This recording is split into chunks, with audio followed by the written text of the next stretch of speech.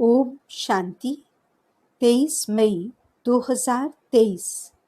मीठे प्यारे बाबा के आज के मधुर महावाक्य। आज की मुरली के कुछ मुख्य पॉइंट्स। आज बाबा हमें समझाते कि हम बच्चों को गृहस्थ व्यवहार में रहते हुए बुद्धि से न्यारा रहना है। सदा यह निश्चय रहे कि मेरा तो एक बाबा, दूसरा न कोई। श्रीमत पर चलते हुए निर्विकारी बनना है। विशेष काम और क्रोध को जीतना है। एक दो को कांटा नहीं लगाना है। बाप को पूरा फॉलो करना है। जैसे कमज़ोर संस्कार और अवगुण बहुत काल से स्वरूप बन गए हैं, वैसे अब हर गुण और हर शक्ति को अपना निजी स्वरूप बनाना है। याद करने की भी मेहनत न करनी पड़े, लेकिन याद में समाये रहें, तब कहेंगे बाप समान। बाबा कहते, एक बाबा शब्द ही सर्व खजानों की चाबी है, इसे संभाल कर रखना है। तो चलिए सुनते हैं आज की बाबा की मीठी प्यारी मुरली। ओम शांति। बाबा कहते, मीठे बच्चे, माता पिता को पूरा पूरा फॉलो कर सपूत बनो। याद और श्रीमत के आधार पर ही बाप के तख्त नशीन बनेंगे। प्रश्न, किस पुरुषार्थ से सेकंड में जीवन मुक्ति प्राप्त हो सकती है?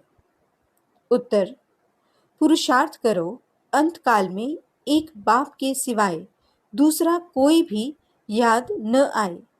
इसके लिए बुद्धि को गृहस्थ व्यवहार में रहते भी न्यारा रखो। सब कुछ भूलते जाओ। श्रीमत पर चलते रहो। किसी को भी कांटा नहीं लगाओ। हर कदम में माता पिता को फॉलो करो। कोई भी कमी है तो अविनाशी सर्जन को सच सच बतलाओ। गीत, नई उम्र की कलियां। ओम शांति। बच्चों को इस गीत का अर्थ समझाते हैं। ये जो महिमा करते हैं, इस देश में जन्मी थी सीता। यूं तो वास्तव में मेल और फीमेल सब सीताएं हैं, क्योंकि सब भक्तियां हैं। भक्ति करने वाले भगवान को याद करते हैं। यह सजनियां साजन को याद करती हैं। किस लिए? फूल बनने लिए। कहते भी हैं ना, कमल फूल समान रहना है। अब तुम जानते हो, हम आत्माओं का बाप परमात्मा है। उनसे स्वर्ग का वर्षा मिलना होता है, जिसको जीवन मुक्ति कहा जाता है। जीवन मुक्ति का वर्षा जरूर मिलेगा सतयुग के लिए, कलयुग के लिए नहीं। नई दुनिया शुरू होती है, गोया नाटक नया शुरू हो जाता है। दुनिया पुरानी है तो नाटक भी पुराना हो जाता है। अब यह है पुरानी दुनिया। नई दुनिया में लक्ष्मी नारायण जैसे फूल थे। अभी तुम जानते हो, हम कांटों से फूल बन रहे हैं, स्वर्ग का मालिक बनने लिए। कांटा वे हैं जो एक दो के ऊपर काम कटारी चलाते हैं। तुमको निश्चय है, हम आत्माओं का बाप आया हुआ है, फिर से सदा सुखी स्वर्ग का मालिक बनाने। इस निश्चय में गड़बड़ नहीं होनी चाहिए। बाप ने आकर इनको यानी दादा को भी समझाया है। ये कहते हैं, बरोबर हम नहीं जानते थे। हम पहले सतयुग में धर्मात्मा थे। धर्मात्मा उनको कहा जाता है जो काम कटारी नहीं चलाते। धर्मात्मा सिर्फ उनको नहीं कहते जो दान पुण्य करते हैं। मनुष्य जो कुछ करते, उनका फल दूसरे जन्म में मिलता है। वह इनडायरेक्ट दान करना है। ईश्वर अर्थ दान करते हैं, जैसे कोई कृष्ण अर्थ भी करते हैं।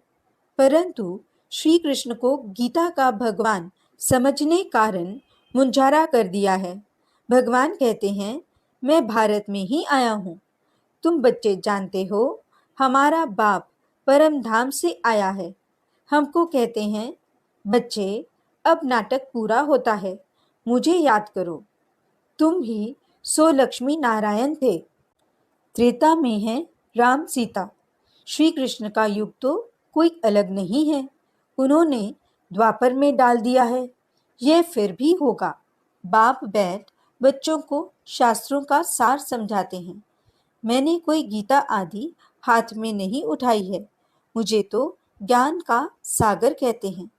मुझे भक्त ऐसे भी कहते हैं, सत है, चैतन्य है। मनुष्य जो बहुत वेद शास्त्र आदि पढ़ते हैं, उनको शास्त्रों की अथॉरिटी कहा जाता है। अब यह वेद शास्त्र आदि कहाँ से शुरू हुए? भक्ति मार्ग से। यह ड्रामा अनादि बना हुआ है। ऐसे नहीं वेद शास्त्र अनादि कहेंगे। अगर अनादि कहें तो सतयुग से लेकर कहा जाए। सतयुग में तो वेद शास्त्र होते नहीं, यह तो भक्ति मार्ग से शुरू होते हैं। अब बाप की बुद्धि में है कि मैं ज्ञान का सागर हूँ, इस मनुष्य सृष्टि को मैं ही जानता हूँ। बाप आकर अपना परिचय देते हैं। ये सृष्टि चक्र कैसे फिरता है, 84 जन्म कैसे भोगते हैं। तुम जानते हो, हम 84 जन्म सतो रजो तमो में पाठ बजाते हैं। अभी बाप ने आकर ब्रह्मा द्वारा यह यज्ञ रचा है। शिव बाबा द्वारा हम ब्रह्मा के बच्चे बने हैं, तो वह दादा हो गया। वहां तो है ही बाप का वर्षा। आधा कल्प से तुम चाहते थे मुक्ति, जीवन मुक्ति का वर्षा। ये नहीं जानते थे कि बाप भक्तों के पास आएंगे, क्या करेंगे। कहते हैं, भगवान घर बैठे आ जाए, सो तो बड़े घर में आएंगे ना। तुम्हारे लिए तो अपना घर छोटा है, यह है बेहद का घर। न जाने कब भगवान भक्तों के पास आ जाए। भगवान तो जरूर भक्तों के लिए आएंगे। भक्त भगवान के बच्चे ठहरे। ऐसे नहीं भगवान सब भक्तों में है, सब भगवान है, नहीं। बाप डायरेक्ट बैठ समझाते हैं कि मैं आऊंगा जरूर, आकर बच्चों को सुख दूंगा। मनुष्य विलायत से आते हैं तो बड़ी वंडरफुल सौगात लाते हैं। बाप कहते हैं कि मैं तुम्हारे लिए वैकुंठ सौगात लाया हूँ, वहाँ विष नहीं मिलेगा। इस ज्ञान अमृत पीने से तुम स्वर्ग में जा सकते हो, तो जरूर जहर छोड़ना पड़ेगा। मैं कोई सन्यासियों उदासियों मिसल पुस्तक नहीं उठाता हूँ। मैं तो शांति धाम सुख धाम का मालिक बनाने लिए रास्ता बताता हूँ। हे मेरे लाडले बच्चों, परदेशी बाप आत्माओं से बात करते हैं, और कोई ऐसे नहीं कहेंगे कि मैं परमात्मा हूँ, तुम आत्माओं से बात करता हूँ। वह तो कहते, अहम परमात्मा तत् त्वम। बाप बाप को वर्षा देंगे क्या? बाप जरूर बच्चों को वर्षा देंगे। तुम्हारी कितनी विशाल बुद्धि बनी है। बाप आकर बुद्धि का ताला खोलते हैं। बुद्धि में मूल वतन, सूक्ष्म वतन याद है, यह है स्थूल वतन। तुम अब बन गए हो त्रिकालदर्शी, तीनों लोकों तीनों कालों को जानते हो। यह है डिटेल की बातें। नक्शल में तो हैं ही दो बातें, बाप और वर्षे को याद करना है। याद के चार्ट पर ही मदार है। घर में रहो, युक्ति से चलो, बाप और वर्षे को याद करो। चार्ट रखो, हम कितना समय योग में रहे। बाप को याद करने से वर्षा जरूर मिलता है। बाप तो बहुत सहज कर बतलाते हैं, परंतु कोई याद करे भी ना, माया एकदम भुला देती है। कोई कोई बांधेली बच्चियां ऐसी अच्छी हैं जो घर में रहते भी कई महारथियों से अच्छा योग में रहती हैं। शिव बाबा को बहुत याद करती हैं। शिव बाबा हमें दुख से छुड़ाओ। जानते हैं, शिव बाबा से हमको स्वर्ग की राजाई मिलती है। घर में याद करते करते अगर प्राण त्याग दें तो भी बहुत अच्छा पद मिल सकता है। मेरा तो एक, दूसरा न कोई। इसी निश्चय से बेड़ा पार हो जाए। कितनी मार खाती हैं, ऐसा सत्संग तो कभी नहीं देखा होगा जहाँ स्त्रियां मार खाती। सत्संग में जाने से कोई मना करते हैं क्या? ढेर सत्संग है। यहाँ तो अबलाओं पर कितने अत्याचार होते हैं, विघ्न पड़ते हैं, शुरू से लेकर चलता आया है। अकासुर बकासुर कैसे ले जाते थे बच्चों को, विष के लिए मारें कितनी खाती थी। कोई तो बात होगी ना। अच्छे अच्छे बच्चे बल सेंटर्स भी खोलते हैं, फिर भी चलते चलते माया का वार हो जाता है। बाप तो धर्मराज भी है, कहते हैं मैं कालों का काल हूँ। अमृतसर में एक अकाल तख्त है, इसका अर्थ कोई समझते नहीं है। बाप कहते हैं मैं कालों का काल भी हूँ। वे जमघट तो एक दो को ले जाते हैं। बाप कहते हैं मैं तो सब आत्माओं को ले जाऊंगा, इसलिए खुश होना चाहिए। आधा कल्प से भक्ति की है, परंतु वापस कोई भी जा नहीं सकते। अभी आप सभी को ले जाते हो। मनुष्य कहते हैं भगवान कालों का काल है जो सभी को मार डालते हैं, परंतु मैं मारता नहीं हूँ। मैं तो तुम्हें शरीर से मुक्त कर आत्मा को गुलगुल बनाए वापस ले जाता हूँ। इसमें डरने की तो बात ही नहीं है। बहुत बच्चे मरने से डरते हैं। डरते वह हैं जिनका पूरा योग नहीं। अरे हम तो तैयारी कर रहे हैं वापस जाने की। बाबा आया है तैयारी कराए ले चलने लिए। तो तुम स्वर्गवासी नहीं बनेंगे। कहते हैं फलाना स्वर्गवासी हुआ, परंतु जाते कोई भी नहीं है। स्वर्ग तो भारत में होता है। वह था सतयुग। कलयुग में स्वर्ग कहाँ से आया? अखबार में डालते हैं फलाना वैकुंठ गया, उनको श्राद्ध खिलाते हैं। अब वैकुंठ में तो अथाह वैभव है, फिर तुम उनको क्या खिलाएंगे? उनकी तो सदगति हो गई, तो फिर यहाँ का भोजन खिलाए पतित क्यों बनाते हो? अभी तुम बच्चे जानते हो, सच सच तुमको निर्वाण धाम जाने लिए बाबा शिक्षा देते हैं। खुशी से जाना चाहिए, पुराने कांटों से संबंध तोड़ना चाहिए। बाप कितना सहज कर बतलाते हैं, सिर्फ मुझे याद करो। इसमें तो बहुत खुशी होनी चाहिए। बाप कहते हैं अति इंद्रिय सुख पूछना हो तो मेरे बच्चों से पूछो। अभी के पुरुषार्थ से 21 जन्मों की प्रारब्ध बनाते हैं। अब नहीं लिया तो खलास। रेस बड़ी भारी है, सबको पुरुषार्थ करना चाहिए। बाप कहते हैं बच्चे हमारे ऊपर जीत प्राप्त करो। बाबा मम्मा बाप दादा पिताश्री कहते हो ना, ये बाबा भी उनसे पढ़ रहा है ना। शिव बाबा पढ़ाते हैं ये ग्रस्त धंधे आदि वाला था ना। ऐसे ख्याल नहीं आना चाहिए मैं पीछे आया हूँ इसलिए दौड़ी नहीं लगा सकता हूँ। माँ बाप कहते हैं सपूत बच्चा वह जो फॉलो करे। ये माँ बाप भी पुरुषार्थी हैं। पुरुषार्थ कराने वाला है माता पिता। तुम माता पिता, हम बालक तेरे, तो यह भी उनका बालक हुआ ना। यह भी गृहस्थी था, तुम भी गृहस्थी हो। है बड़ा सहज। इसमें भी कन्याओं का तो अहो सौभाग्य है, उनको झट बचा लेते हैं। 5 विकारों की सीढ़ी नहीं चढ़ना है। बाल ब्रह्मचारी भीष्म पितामह का मिसाल है ना। यह राजयोग है। तुम जानते हो हम भविष्य राजाई पाने लिए पुरुषार्थ कर रहे हैं। मम्मा बाबा भी पुरुषार्थ कर ऊंच से ऊंच पद पाते हैं। कल्प पहले भी उन्होंने पाया था। कहते हैं लाडले बच्चे तुम हमारे तख्त का मालिक बनने लिए पुरुषार्थ करो। मम्मा बाबा कहते हो तो क्यों नहीं पुरुषार्थ करते हो? कोई तकलीफ हो तो बाबा को बताओ। इस कारण पुरुषार्थ कम चलता है। बाप है अविनाशी सर्जन। बाकी कोई भी तकलीफ हो तो चाहे लिखो, चाहे सम्मुख आकर पूछो, बाप राय देंगे।